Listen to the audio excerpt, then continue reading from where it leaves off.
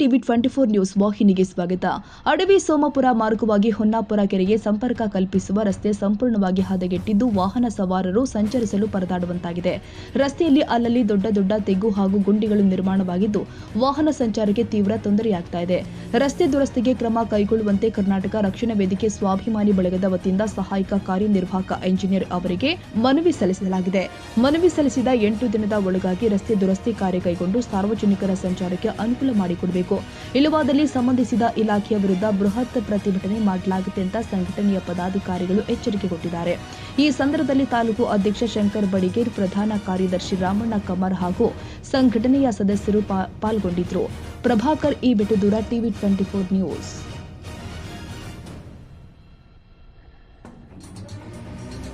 ಕನ್ನಡಿಗರ ಮೆಚ್ಚಿನ ನಿಮ್ಮ ಟಿವಿ 24 ಕನ್ನಡ ನ್ಯೂಸ್ ವಾಹಿನಿ ಇದೀಗ ಟಿವಿಯಲ್ಲಿ ಲಭ್ಯ.